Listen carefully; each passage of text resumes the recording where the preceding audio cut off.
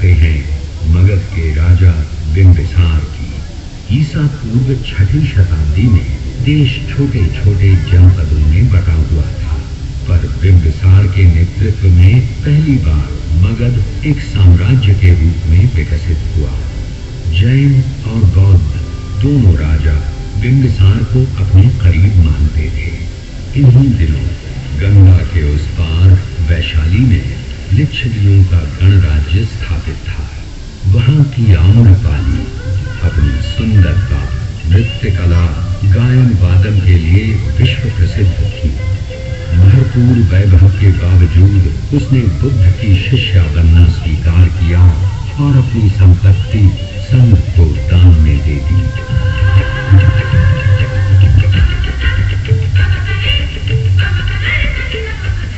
उधर राजनीति के क्षेत्र में बिंबिसार के पुत्र अजातशत्रु ने सामरिक दृष्टि को समझते हुए मगध की राजधानी को राजगीर से पाटलिपुत्र स्थानांतरित करने का फैसला किया और उसी समय राजगीर की सप्तकर्णी गुफाओं में बुद्ध के 500 शिष्य 6 महीने की संगीति के बाद त्रिपिटकों का संकलन किया। बिहार की कहानी को और आगे बढ़ाते हैं और ईसा पूर्व 3री सदी के पाटलिपुत्र में पहुंचते हैं।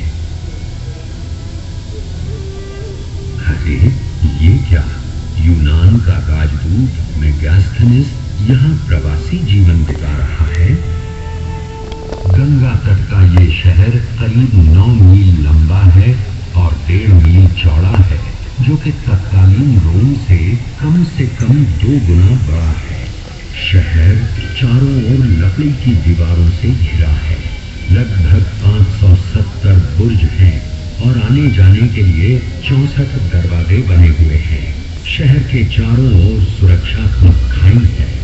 लोगों की जो शान और शौकत है वो संसार में कहीं भी नहीं है। शासन की बागडोर चक्रवर्ती राजा चंद्रगुप्त मौर्य के हाथ में है और उनका मार्गदर्शन कर रहे हैं राजनीति और अर्थशास्त्र के आचार्य महापंडित चाणक्य। सिकंदर के आक्रमण को न केवल रोक लिया गया है, बल्कि उसके सेनापति सेल्यूकस निकेटर को हराकर पुरु के हाथ का बदला भी ले लिया गया है। खैबर से लेकर बंगाल तक शासित ये प्रदेश ही पहली बार भारत का मानचित्र बनाता है। चलिए अब बात करते हैं उस शख्स की जो किसी को संत दिखाई देता है तो किसी को सम्राट, किसी को वो मनुष्यों को परखने वाला राजनीतिज्ञ तो किसी को वो ऐसा विजेता दिखाई देता है जिसने विजय के दुष्परिणामों को देखकर युद्ध को त्याग दिया। कलिंग युद्ध के बाद बुद्ध धर्म अपनाने वाला ये शख्स और कोई नहीं बल्कि चक्रवर्ती राजा अशोक थे। सोचिए वो भी क्या परिवर्तन हुआ होगा जब शासन का संचालन लिखित अभिलेखों पर शुरू हुआ होगा। जहां लोग दीवारों से साम्राज्य की सुरक्षा करते हैं, उसने अपने शासन का विस्तार 84,000 स्तूप बनाकर किया। सचमुच अद्भुत थी राजा अशोक की सोच और ये कोई आश्चर्य नहीं कि आजादी के बाद राष्ट्रीय ध्वज में अशोक के धर्म चक्र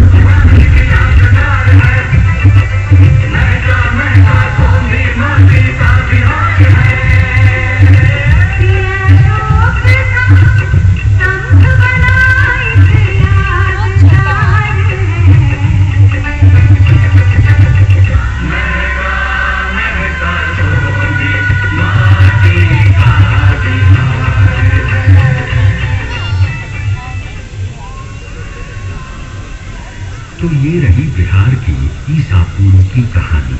अब हम चलते हैं प्रथम शताब्दी के उस काल में जब वाल्मीकि रामायण का पुनर्गान और महाभारत का पुनर्पाठ हो रहा था। वैदिक संस्कृत, पाली तथा प्राकृत मरणासन्न दौर में पहुंच चुकी थी और महर्षि पतंजलि लौकिक संस्कृत का अभूतपूर्व विकास कर चुके थे। मजे की बात यह है कि संस्कृत का केंद्र अब तक्षशिला से हटकर मगध आ गया था। अब संस्कृत यहाँ के विहारों में ज्ञान का माध्यम हो चुका था। गणित, विज्ञान, चिकित्सा सब कुछ संस्कृत में थे। सिल्क मार्ग का विकास हो चुका था और एशिया के विभिन्न देशों से लोग यहाँ खिंचे चले आ रहे थे। 5वीं सदी में पाहियान मगध आते हैं और अपनी डायरी में लिखते हैं कि यहाँ के शहरों में खूब वैभव है, लोग दान दक्षिणा में आगे हैं, मृत्यु दंड प्रचलित नहीं है। बौद्ध और हिंदू धर्म एक साथ फल फूल रहे हैं। और अब बात करते हैं पाटलिपुत्र से 30 किलोमीटर की दूरी पर अवस्थित उस जगह की जिसे आज तरेगना कहते हैं।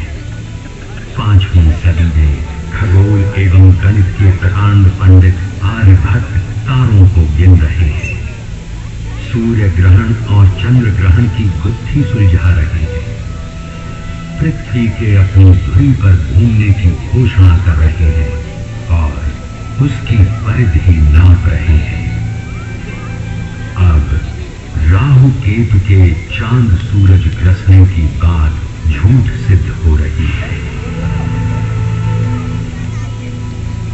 और अब बात करते हैं एक और भट्ट की। सोन नदी के तट पर बालुका राशि में खेलता बाण भट्ट संस्कृत साहित्य का महान नाटककार, गद्यकार हर्षवर्धन के दरबार का मणिमाणिक बना हुआ है।